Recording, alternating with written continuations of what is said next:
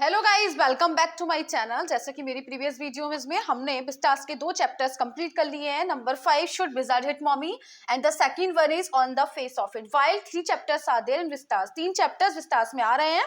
एक आ रहा था शुड विजार्ड हिट मॉमी, जो कि हम कंप्लीट कर चुके हैं। सेकंड आ रहा था on the face of it, वो भी हम कंप्लीट कर चुके हैं। And the last one is Evans rise and O level. ठीक है, 3 चैप्टर्स आ रहे हैं, मतलब 1 चैप्टर इज लेफ्ट, वो हम स्टार्ट करेंगे। बट बिफोर स्टार्टिंग मैं कुछ इंपॉर्टेंट क्वेश्चंस लेकर आई हूँ जो टर्म सेकंड के लिए काफी बेनिफिशियल प्रूव होने जा रहे हैं। ठीक है, वन थिंग इज और कि हमारा जो should wizard hit mommy, I hope कि क्लियर हो गया होगा पूरा चैप्टर इसके अंदर क्या दे रखा है। And the second one is on the face of it, वो भी क्लियर हो गया होगा। ये चैप्टर, ये तो स्टोरी टाइप बेस्ड है, बट ये जो है 2 प्लेज हैं। एक तो on the face of it, ये भी एक प्ले है यानी कि drama. On the second is Evans rise and O level, ये भी हमारा एक ड्रामा है। तो ये क्लियर हो गया होगा। तो पहले मैं स्टार्ट करूंगी chapter 5 should wizard hit mommy. पहले उसके बारे में दोबारा रिकॉल करवाऊंगी आप लोगों को, जिससे कि क्वेश्चंस आंसर जब मैं बोलूंगी तो उसमें आप इजीली फाइंड आउट और रिकॉल कर सको कि मैं क्या बताने चाह रही हूँ, क्या स्टोरी में था। ठीक है, तो देखिए पहले बताऊंगी इस चैप्टर में क्या था। शुड विजार्ड हिट मॉमी, इस चैप्टर का मीनिंग है क्या विजार्ड को भी मम्मी को दोबारा हिट करना चाहिए था, मम्मी को दोबारा मारना चाहिए। तो इस चैप्टर में है। ठीक है, जो है एक 4 साल की बेटी है, उसके पापा का नाम जैक है, जैक की वाइफ का नाम यानी कि जो की माँ का नाम क्लियर है, और जो का 2 साल का भाई है जिसका नाम बॉबी है। यानी कि 4 कैरेक्टर इसमें दिखाए गए हैं, 4 लोग हैं फैमिली मेंबर्स में। जो है जब 2 साल की थी तब उसके पापा उसे नींद दिलाने के लिए एक स्टोरी सुनाया करते थे। जैसे ऑब्वियसली बचपन में जब हम छोटे हुआ करते हैं तो हमारे पेरेंट्स हमें स्टोरी सुनाया करते थे जब हम सोने से पहले। ठीक है, सेम उसी प्रकार लाइक दैट जो के पापा भी यानी कि जैक उसको स्टोरी सुनाया करते हैं, किस लिए? सुलाने के लिए। अब उसका ये जो रिवाज है, ये काफी दिनों से जो सिलसिला है वो कंटिन्यू होता गया। बचपन में तो वो कहानी सुनते सुनते सो जाती थी, लेकिन अब वो कहानी सुनने के लिए जो सुनती है वो केवल मजे के लिए सुनती है, सोने के लिए नहीं। अब वो सोती नहीं है, कहानी को अटेंटिवली सुनती है और बीच में उसको कॉन्ट्रडिक्ट भी करती है। ठीक है, बाद में बीच में बात इंटरप्ट भी करती रहती है कहानी सुनते सुनते। सैटरडे की दोपहर के बाद जब जैक उसको कहानी सुनाने जा रहे हैं, तो वो जो हमेशा अब रोज तो कहानी बनानी पड़ती है जैक को, तो वो कभी रॉजर स्कंक ऐड कर देते हैं, कभी रॉजर फिश ऐड कर देते हैं, कभी रॉजर टॉर्टॉइस, कुछ भी, मतलब जो भी नाम लेते हैं, ऑलमोस्ट नाम जो लेते हैं कॉमन नेम हो गया रॉजर। ठीक है, उसका नाम लेते हैं। आज वो उन्होंने पूछा, एक दिन उन्होंने पूछा कि आज किसकी कहानी सुनोगी जो, तो वो कहती है रॉजर स्कंक की। तो वो कहते हैं ओके। रॉजर स्कंक की कहानी सुना रहे होते हैं जिसकी स्मेल बहुत ज्यादा गंदी होती है रॉजर स्कंक की। उसके साथ उसके जो फेलोज होते हैं, उसके जो फ्रेंड्स होते हैं, वो भी उसके साथ नहीं खेलते, जिससे रॉजर स्कंक जो है रोज आता है, बहुत परेशान होता है कि उसके साथ तो उसके फ्रेंड्स क्यों नहीं खेलते। एक दिन क्या हुआ, रॉजर स्कंक जब ऐसा हुआ उसके साथ, तो उसने रोना शुरू कर दिया, 2 मोटे मोटे अपने आंसू टपका लिए। जब वो रोने लग गया तो उसका एक पास में ही पेड़ पे एक उल्लू रहता था, वो उसके पास आया, उसने उसको एडवाइस किया कि तुम दूर वहां, मतलब एड्रेस बताया कि एक कॉटेज है, वहां पर जाओ, वहां पर एक विजार्ड रहता है, तुम उसके पास जाकर अपनी प्रॉब्लम बताओ, वो तुम्हारी जो स्मेल है उसको फ्रेग्रेंस में चेंज कर देगा, और तुम्हारे पास अगर रुपए भी नहीं होंगे तो वो सॉल्यूशन भी बताएगा कि from where you have to get money, कि तुम्हें कहां से रुपए लेकर आने हैं, जो उसको एज अ रिवार्ड ऐसा पे करना पड़ेगा। वो कहता है ठीक है। जो रॉजर स्कंक है विजार्ड के पास जाता है, विजार्ड जो है वो उसकी खुशबू यानी कि जो उसकी बदबू है उसको खुशबू में चेंज कर देता है, गुलाब की खुशबू में चेंज कर देता है, और उसको 7 पैनी मांगता है, जबकि रॉजर स्कंक के पास केवल 1 पैनी है। तो वो उसको आइडिया भी बताता है कि कैसे उसकी हेल्प करेगा कि कुएं के पास जाओ, कुएं के 4 राउंड लगाओ, उसके अंदर झांको तो वहां पर 3 पैनी रखी हुई मिलेंगी और तुम मुझे लाकर वहां से दे दो। तो रॉजर स्कंक ऐसे ही करता है और 3 पैनी लाकर उसको दे देता है। इस प्रकार उसकी जो खुशबू है, जो बदबू है, वो खुशबू में चेंज हो जाती है। अब वो अपनी माँ के पास आता है, माँ ने जैसी खुशबू छीनी, उन्हें बहुत बुरा लगा। उन्होंने कहा मेरे बेटे की खुशबू कैसे चेंज कर दी, तुम्हारी खुशबू किसने चेंज की है? वो कहता है कि उसने बताया जहां जहां उसने चेंज करवाई है।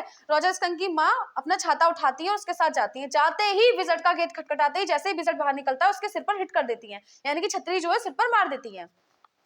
जब वो छतरी मार देती है और कहती है मेरे बेटे की खुशबू जैसी थी वैसी लेकर आओ, तो विजार्ड उसकी खुशबू चेंज कर देता है। अब जो है वो उसको कॉन्ट्रडिक्ट कर रही है, वो ये कह रही है कि उसकी खुशबू को, तो मतलब उसकी बदबू को खुशबू में चेंज किया और उसने उसको मारा तो गलत मारा, यानी कि विजार्ड को भी दोबारा उसको मारना चाहिए था। वो चाह रही है कि स्टोरी एंड हो कि विजार्ड को भी दोबारा रिप्लाई करना चाहिए, दोबारा उसको हिट करना चाहिए, जबकि उसके पापा अगर ऐसा करेंगे तो एक डिसमॉरल मिलेगी, मॉरल नहीं मिलेगी। वो एक मॉरल देना चाहते हैं इनडायरेक्ट में जो को, कि अपने पेरेंट्स का हमेशा ऑर्डर जो भी दिया है रिस्पेक्ट करना चाहिए, उनके हर ऑर्डर का रिस्पेक्ट करना चाहिए, उनको फॉलो करना चाहिए, कि जो पेरेंट्स हैं वो बच्चों को ज्यादा अच्छे से जानते हैं कि उनके लिए क्या ठीक है और क्या नहीं। जबकि जॉ जिद कर रही है, इंसिस्ट कर रही है कि वो ऐसा ना करके ऐसा स्टोरी को ऐसे एंड करे कि जॉ की माँ को दोबारा उसको मारना चाहिए था विजार्ड, मतलब विजार्ड दोबारा उसकी माँ को मारे। तो ये स्टोरी में है। ठीक है, अब एक और, जॉ की जो माँ है उसका नाम है क्लेयर, यानी कि जैक की वाइफ का नाम क्लेयर, जो 6 मंथ प्रेग्नेंट है, वो नीचे वर्क कर रही हैं। तो जैक जो है वो उनके पास जाना चाह रहा है, उनकी मदद करना चाह रहा है, जबकि जॉ जो है उन्हें अपनी स्टोरी में बिजी कर रही है। तो इसीलिए वो एक बुरी कंडीशन में फंस चुके हैं। ठीक है, तो आई होप कि दोबारा समरी जो रिकॉल कराई है वो समझ में आ गया होगा। अब हम क्वेश्चन आंसर शुरू करते हैं। लेट्स स्टार्ट क्वेश्चन आंसर, जो कि काफी इंपॉर्टेंट है, आ जाएगा। Who is jaw? जॉ कौन है? How does she responds to her father's story telling? Jo कौन है और जॉ जो अपने पापा की जो कहानी है उसके प्रति क्या प्रतिक्रिया कर रही है, क्या रिएक्शन है उसका?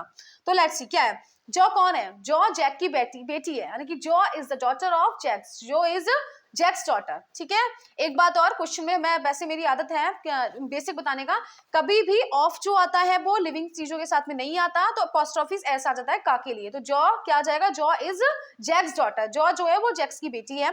और क्या उसकी प्रतिक्रिया होती है, क्या रिएक्शन करती है? तो बार बार जब उसके पापा उसको कहानी सुनाते हैं तो बीच में ही कॉन्ट्रडिक्ट कर देती है कि ऐसा नहीं ऐसा करना चाहिए था, ऐसा नहीं ऐसा करना चाहिए। बार बार वो उसको कॉन्ट्रडिक्ट कर रही है, सोने की बजाय वो उसको सुना रहे हैं सुनाने के लिए, बट वो सो नहीं रही है, जबकि वो कुछ ना कुछ रेजिंग सम मॉरल क्वेश्चंस, वो कुछ ना कुछ क्वेश्चंस को रेज कर रही है, उठा रही है। ठीक है, तो ये क्वेश्चन कंप्लीट हो गया, समझ में आ गया, आई होप कि समझ में आ गया होगा। नेक्स्ट चलते हैं, ये एनसीईआरटी क्वेश्चंस हैं जो कि समझना बेहद जरूरी है। समरी क्लियर हो जाएगी। तो एक बात ध्यान रखो, मेरे साथ अगर पढ़ रहे हो तो मैं कभी बच्चों को ये एडवाइस नहीं करती हूँ, ऑफलाइन में भी मैं कभी एडवाइस नहीं करती हूँ कि बच्चे जो है वो चीजों को रटना नहीं। रटाफिकेशन should not be there with you, रटाफिकेशन नहीं होना चाहिए। इंस्टीड ऑफ रटाफिकेशन you should learn the meaning, you should know the meaning, क्या कह रहा है क्वेश्चन, डिमांड क्या कर रहा है, according to the demand of question you should have to give your answer. Answer तुम्हें देने पड़ेंगे। ठीक है, तो अपनी इंग्लिश को बेसिक को ठीक करें, और बेसिक ठीक करना तो मेरे दूसरे चैनल को सब्सक्राइब कर सकते हैं, उस पर देख सकते हैं, पहले सेंटेंस से सीखिए अच्छे से। नेक्स्ट क्या है, What possible plot line could the story continue with? कहानी किस तरह मुड़ सकती थी? कहानी इस तरीके से भी मुड़ सकती थी कि जो रॉजर स्कंक की जो माँ थी उसने उसको मार दिया था विजार्ड को, जबकि उसने नहीं मारा था। तो कहानी इस तरीके से भी एंड हो सकती थी कि जो विजार्ड है उसको दोबारा उसको हिट करना चाहिए था, जबकि जॉन ने ऐसा क्यों नहीं किया, जैक ने ऐसा क्यों नहीं किया? जैक ने ऐसा इसलिए नहीं करा, अगर वो ऐसा कहता तो उसकी बेटी पर गलत इंपैक्ट पड़ता, वो भी अपनी माँ को फॉलो नहीं करती, और उसे ये लगना चाहिए था इनडायरेक्ट वे में वो ये स्टोरी का मॉरल देना चाह रहे थे कि जो पेरेंट्स हैं वो अपने बच्चों के बारे में ज्यादा अच्छे से जानते हैं, बच्चों को तो जो अच्छा लगता है वही करते हैं, बट जो पेरेंट्स होते हैं रियलिटी जानकर, डीपली जाकर उसके बीच में उसकी तह तक पहुंचकर ये जानना चाहते हैं कि हमारे बच्चों के लिए क्या ठीक है और क्या नहीं। ठीक है, तो यही इसके अंदर है। नेक्स्ट, आई होप ये भी समझ में आ गया होगा। नेक्स्ट क्वेश्चन क्या है इसका, What is the moral issue that the story raises? कौन सा मॉरल इशू है, कौन सी नैतिकता है, कौन सी एजुकेशन है जो हमें इस स्टोरी ने बताई है? तो इस स्टोरी ने यही बताई है कि जो हमारा विजार्ड ने जब उसकी स्मेल चेंज कर दी थी तो उसने तो अच्छा किया था, लेकिन उसकी माँ ने उसको मारा, क्योंकि उसकी माँ उसके बारे में बहुत अच्छे से जानती थी कि मेरे रॉजर स्कंक के लिए क्या ठीक है और क्या ठीक नहीं है। तो इसमें यही बताते हैं कि जो पेरेंट्स हमारे लिए कहते हैं, जो भी उनका कहना होता है, जो भी सेइंग है, उनको फॉलो करो, उनकी बात मानो, उनकी बात को पॉजिटिविटी लो, क्योंकि वही हमारे बारे में ज्यादा जानते हैं। Parents know better than the child, क्योंकि चाइल्ड तो बच्चे होते हैं, उन्हें तो कुछ नहीं पता होता, जबकि पेरेंट्स हमारी बहुत लंबी उम्र काट के आते हैं, उन्हें ज्यादा पता होता है कि व्हाट इज रॉन्ग और what is right for their child. ठीक है, तो आई होप कि ये भी समझ में आ गया होगा। Next question is that how does Jo want the story to end and why? Jo क्या चाहती है कि स्टोरी कैसे एंड हो, जो वही चाहती है, बता दिया। समरी देखो, आप सारी चीजें क्लियर हो रही होंगी अपने आप ही। पहले अगर आप सेंटेंस जानते हैं तो मीनिंग आप समझ सकते हैं, you can understand the meaning of the question, question का मीनिंग समझिए। उसके बाद अगर if your summary is clear, meaning is clear of the chapter, means you can attempt question easily. तो आराम से क्वेश्चन को इजीली अटेम्प्ट कर सकते हैं अगर आपका समरी क्लियर हो। तो इसीलिए जो मैं चैप्टर की समरी बता रही हूँ उसको अटेंटिवली सुनिए, और उसके बाद थोड़ा बेसिक अपना ठीक करिए। अब बेसिक अगर ठीक करना है तो सेंटेंसेस सीखिए। सेंटेंसेस अगर सीखने मेरे साथ तो आप मेरे दूसरे चैनल अमीशा कटेरिया चैनल को सब्सक्राइब करिए और सेंटेंसेस सीखिए, तो डेफिनेटली आप बनाना सीखेंगे, रट्टाफिकेशन नहीं होगा मेरे साथ। अगर मेरे से मेरी क्लास को लेंगे तो सीरियसली यू विल थिंक आप रट्टाफिकेशन हमेशा के लिए भूल जाएंगे, बना के करेंगे, और बनाने अगर थॉट्स क्रिएटिविटी आ गई तो कुछ भी टफ नहीं है, nothing is tough in English. ठीक है, नेक्स्ट क्वेश्चन देखिए, how does Jo want the story to end and why? Jo कैसे चाहती है कि स्टोरी एंड हो? जो चाहती है कि उसकी जो रॉजर स्कंक की माँ है उसको भी विजार्ड को मारना चाहिए था, यानी कि विजार्ड को दोबारा रॉजर स्कंक की माँ को मारना चाहिए था जब उसने मारा था, जबकि उसने तो उसके साथ अच्छा किया था और उसकी माँ ने उसको मारा। तो ऐसा नहीं करना चाहिए था, स्टोरी एंड होनी चाहिए थी कि रॉजर स्कंक को भी, जो उसकी माँ है, विजार्ड को दोबारा उसको मारना चाहिए था, as a reply. Next question is that why does Jack insist that it was the wizard that was hit and not the mother? Jack क्यों insist करता है कि केवल wizard ही पिटा था जबकि उसकी माँ को नहीं पीटा गया था? ऐसा इसीलिए कहता है क्योंकि वो अपनी बेटी को मॉरल देना चाहता था। अगर वो ये कह देता कि wizard ने भी उसको दोबारा मारा, उसको पलटकर मारा, तो उस पर एक गलत मॉरल पड़ता, उसको कोई मॉरल नहीं मिलती, वो भी अपनी माँ को फॉलो नहीं करती, यानी कि उसकी माँ का नाम था क्लियर, उसको फॉलो नहीं करती। इसीलिए वो एक मॉरल देना चाह रहा था कि जो पेरेंट्स करते हैं वो ठीक होता है। इसीलिए पेरेंट्स जो भी कह रहे हैं तुम्हें बेसिक गलत लग रहा है, लेकिन हमारे समाज के लिए, हमारे लिए वो अच्छा होता है, इसलिए उनको फॉलो करो, फॉलो देम। तो इसीलिए वो स्टोरी को नहीं बताना चाह रहा है, ये वाली बात से एंड नहीं करना चाह रहा है, इनडायरेक्ट वे में उसने वो मॉरल देना चाह रहा है। Next question is that what makes Jack feel caught in an ugly middle position. Jack को क्यों ऐसा लग रहा है कि वो एक बुरी पोजीशन में फंस गया है। जैसा कि तुम्हें पहले ही बताया कि जो जैक की वाइफ है, यानी कि जॉ की जो माँ है क्लियर, वो 6 मंथ्स प्रेग्नेंट है, वो नीचे पेंट कर रही है, नीचे वर्क कर रही है, जो उनकी हेल्थ के लिए बिल्कुल भी ठीक नहीं है। जैक को उनकी मदद करनी चाहिए, इंस्टेड ऑफ हेल्पिंग देम, उनकी हेल्प करने की बजाय instead of helping her he is reciting story to Jo, और जॉ को स्टोरी सुना रहा है, जबकि बिल्कुल गलत है। वो हेल्प करना चाहता था, ही वांटेड हेल्प जो clear, but he could not, लेकिन वो हेल्प नहीं कर पा रहा था क्योंकि उसको जॉ ने बिजी कर रखा था अपनी स्टोरी में, इसीलिए उसे लग रहा था कि वो एक बुरी पोजीशन में फंस गया है, एक बुरी कंडीशन में फंस गया है। Next question is that What is your stance regarding the two endings to the Roger Skunk story? तुम्हारे अकॉर्डिंग क्या होना चाहिए था, है ना, क्या मतलब ठीक है? तो हाँ, हमारे अकॉर्डिंग बिल्कुल ठीक है, जैक ने जो स्टोरी सुनाई है बिल्कुल ठीक है, Jack is absolutely right, because इससे उसने Jack give moral to Jo, Jack ने जॉ को मॉरल दिया कि हमें we should always follow our parents, what they are saying, always we should respect they are saying, हमें उनकी ऑर्डर का रिस्पेक्ट करना चाहिए। तो जैक इज एब्सोल्युटली राइट हमारे अकॉर्डिंग, ठीक है। Next question is that Why is an adult's perspective on the life different from that of a child? जो एडल्ट होते हैं, बड़े होते हैं, उनकी जो कंसेप्ट्स हैं, उनकी जो परसेप्टिव्स हैं, धारणा है, धारणा को इंग्लिश में कंसेप्ट्स भी बोलते हैं और परसेप्टिव भी बोलते हैं। क्यों डिफरेंट होते हैं अपने बच्चों के प्रति, बच्चों से? तो बच्चे नहीं जानते, चाइल्ड डू नॉट नो, है ना, जो बच्चे होते हैं उन्हें नहीं पता होता कि व्हाट इज रॉन्ग और what is better for them, बल्कि जो पेरेंट्स होते हैं उन्हें ज्यादा पता होता है कि हमारे बच्चे के लिए क्या ठीक है और क्या नहीं। तो बस यही है, इसीलिए उनको क्या होता है, यही डिफरेंस होता है कि वो अच्छे बुरे के बारे में नहीं जानते, जबकि हमारे जो पेरेंट्स होते हैं वो हमारे अच्छे और बुरे के बारे में जानते हैं, ठीक है। तो यही हमारे कंसेप्ट्स हो गए। नेक्स्ट क्वेश्चन, नेक्स्ट चैप्टर है, ये चैप्टर आई थिंक क्लियर हो गया होगा। रॉजर स्कंक कौन था, जो कौन था, सारी चीजें क्लियर हो गई होंगी, और नहीं हुई होंगी तो प्लीज मुझे बता दीजिएगा, मैं दोबारा एक्सप्लेन कर दूंगी। इट्स नॉट बी सो कि I will not, don't think that I will not explain again, I can explain, ठीक है।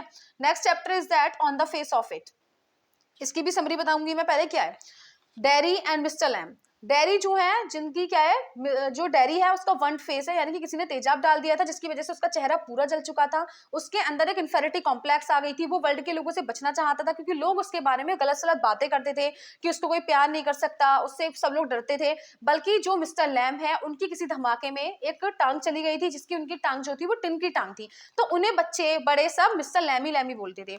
डिफरेंस ये था उन दोनों के बीच में कि जो डेरी था वो लोगों से बचता था, जबकि मिस्टर लैम थे वो लोगों से मिलते थे, बोलते थे, बतलाते थे, बच्चों को फ्रेंड्स बनाते थे। और साथ में उनका जो कॉम्बिनेशन, उनकी जो सिमिलरिटी थी वो ये थी कि दोनों ही अपने एक रहस्य छिपा हुआ था, उनकी टांग नहीं थी तो उसका चेहरा जला हुआ था, यानी कि दोनों ही संसार को एक अजीब से जो अपनी लाइफ को जी रहे हैं, दोनों को एक साथ जी रहे हैं, ठीक है।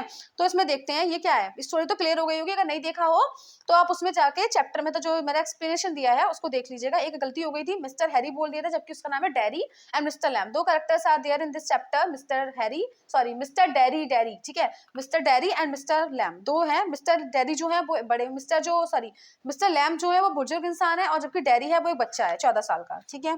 तो नेक्स्ट लेट्स सी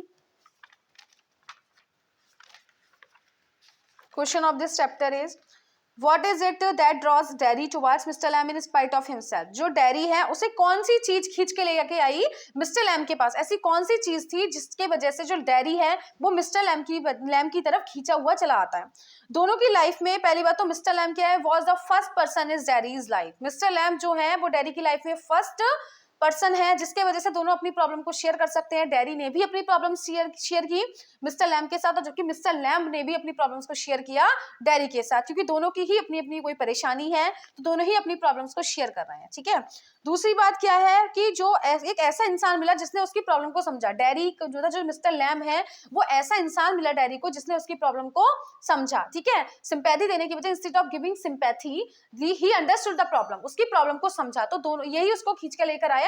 और दूसरी बात ये, मिस्टर लैम को भी एक इंसान की जरूरत थी, जैसा कि पता ही है इस चैप्टर में कि मिस्टर लैम की टांग जो थी वो टिन की टांग थी, वो ठीक से चल भी, मतलब उन्होंने हालांकि सीख लिया था, चलना सीख लिया था, स्टेयर पे चढ़ना सीख लिया था, लेकिन फिर भी उन्हें एक इंसान की जरूरत थी। तो जो डेरी है वो समझ रहा है, दूसरी बात यह है कि जो मिस्टर लैम है इनडायरेक्ट वे में उसको ऐसा समझाने की कोशिश कर रहे हैं, अंदर से इतना स्ट्रांग बना रहे हैं कि संसार की बातों पर मत जाओ, संसार की लोगों की बातों में मत जाओ, क्योंकि वो सिर्फ मिसगाइड करते हैं, लोगों को इंस्टिगेट करते हैं, जबकि तुम अपनी सुनो जैसे तुम हो, जो तुम्हारा अपीयरेंस है, जो तुम्हारी प्रॉब्लम है उसमें ही सेटिस्फाइड रहो, लोगों से मत डरो। अगर तुम लोगों से डरोगे तो लोग अल्टीमेटली तुमसे डरेंगे, इसीलिए लोगों से डरना छोड़ दो तो लोग तुमसे डरना छोड़ देंगे, लोगों की बातों को मत सुनो। तो ये सारी बातें जो है वो अंदर से उसको जो डेरी है उसको बिल्डअप कर रहे हैं, तो इसीलिए ये सारी चीजें जो लगी उसको अच्छी बातें लगी उसको, और वो उसके गार्डन में उसकी तरफ जाता हुआ दिखाई दे रहा है इस ड्रामे में।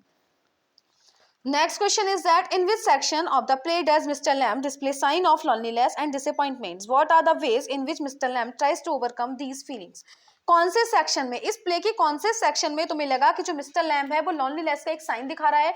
तो जब वो कहता है, डैरी कहता है कि मैं आपके पास कभी वापस नहीं आऊंगा, मैं चला जाऊंगा और वापस गार्डन में कभी नहीं आऊंगा, तो जो मिस्टर लैम्ब है उसे बड़ा फील हो रहा है। वो कह रहा है हर इंसान मेरी लाइफ में आता है, वो मेरे साथ प्रॉमिस करता है कि वो हमेशा मुझे सपोर्ट करेगा, हमेशा मेरे पास आएगा, लेकिन हर इंसान ऐसा बस कह ही देता है, जबकि वो अपने प्रॉमिस को कंप्लीट नहीं करता, वो मुझे छोड़ के चला जाता है। तो जो मिस्टर लैम्ब है उन्हें बड़ा फील हो रहा है, वो अंदर से बड़े डिसअपॉइंट हो रहे हैं, लेकिन वो अपने इसको, क्योंकि उनके साथ तो ऑलमोस्ट ऐसा होता ही रहता है, तो वो अपने इस डर को, इस लॉनलीनेस को, अकेलापन को किताबें पढ़कर, पौधे लगाकर, पौधों को देखकर, उन सब चीजों को कर वो इस जो उनके पास फियर है, सेपरेशन का दुख है, इसको दूर करते हैं इस तरीके से, ठीक है।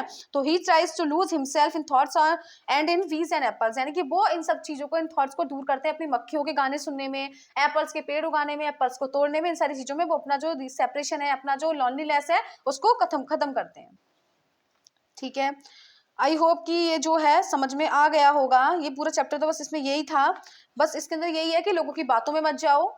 इस चैप्टर का जो सारांश है, समरी है, यही है, लोगों की बातों में मत जाओ, जो तुम्हारा अपीयरेंस है उसको ही देखो, उसी में सेटिस्फाइड रखो। The God which they have provided, जो गॉड ने हमें प्रोवाइड कर दिया है उसी में सेटिस्फाइड रहो। लोगों से मत डरो, मतलब जो लैबो है, डेरी है, वो डर रहा है, लोगों से बच रहा है, तो pretend instead of pretending, face them, उन्हें फेस करो। अगर तुम उन्हें फेस करोगे तो वो अल्टीमेटली तुम्हें फेस करेंगे। कभी भी अपने ब्यूटीनेस को, अपने अपीयरेंस को कम समझोगे, अगर तुमने अपने आप को प्रेफरेंस देना शुरू कर दिया तो ultimately one day will day कि एक दिन ऐसा भी होगा कि तुम्हें लोग भी प्रेफरेंस देंगे, और तुमने अगर अपनी चीजों से इतराना शुरू कर दिया तो लोग भी तुम्हें इतराना शुरू कर देंगे। इसीलिए अपने आप को इंपॉर्टेंस देना बेहद जरूरी है। It is very important to give importance yourself. If you are giving importance to yourself means all the person will give you. If you are not giving importance to yourself means ultimately the one day will come that no one will give you importance. So it is better you to give importance yourself. First you see yourself, how is your appearance, that depends on your, not on depends on the people, क्योंकि the appearance, if you are satisfied with your appearance means all the people will be satisfied with your appearance, ठीक है। अगर तुम appearance से satisfied हो तो लोग appearance से satisfied रहेंगे, और तुम्हें अगर उसी चीज को तुम इतरा रहे हो तो लोग भी इतराएंगे। तो मिस्टर लैम्ब और डेरी में यही डिफरेंस था और यही सिमिलरिटी थी। आई होप कि चैप्टर क्लियर हो गया होगा। ये इंपॉर्टेंट क्वेश्चन से टर्म सेकंड के लिए, ठीक है। और अगर कोई प्रॉब्लम है, अभी हम इंपॉर्टेंट क्वेश्चंस बहुत सारे करेंगे, सैंपल पेपर जब हम सॉल्व करेंगे तो बहुत सारे ऐसे छोटे छोटे क्वेश्चंस आएंगे जिसको हम पूरा करेंगे। उसके लिए जरूरी है कि समरी क्लियर होना बेहद जरूरी है, हर चैप्टर की समरी क्लियर होना जरूरी है। कल हम स्टार्ट करेंगे जो हमारा चैप्टर है, नेक्स्ट ड्रामा है, वो कौन सा था, Evans tries and O level, वो पढ़ाएंगे, बहुत अच्छे से पढ़ाएंगे समरी उसकी, तो उसको देखिएगा। और अगर समझ में नहीं आए कुछ भी बात, समरी मैंने पहले भी बोला, समरी पोएट्री में पोइट्स नेम और हमारे जो ड्रामा है ऑथर्स नेम लर्न करना बेहद जरूरी है, तो साथ में इसको लर्न करते चले और मेरे साथ एफर्ट्स करें। और बेसिक क्लियर करने के लिए मेरे दूसरे चैनल को सब्सक्राइब कर सकते हैं, तो आप उसको देख लीजिएगा, बेसिक क्लियर हो जाएगा। अगर आप बेसिक क्लियर बनाना सीख गए, क्वेश्चन आंसर खुद बनाना सीख गए, मीनिंग समझना शुरू कर दिया आपने, तो मीन्स आप समझ लेना कि आपकी इंग्लिश अच्छी हो गई है, ठीक है। कोई क्वेरी, अगर कोई क्वेरी हो तो जस्ट आस्क टू मी, मेरे से पूछ लीजिएगा। आई होप कि सारी चीजें अल्टीमेटली क्लियर ही हो गई होंगी। Okay, thank you. कल मिलेंगे नेक्स्ट सेशन में, नेक्स्ट वीडियो में। बाय।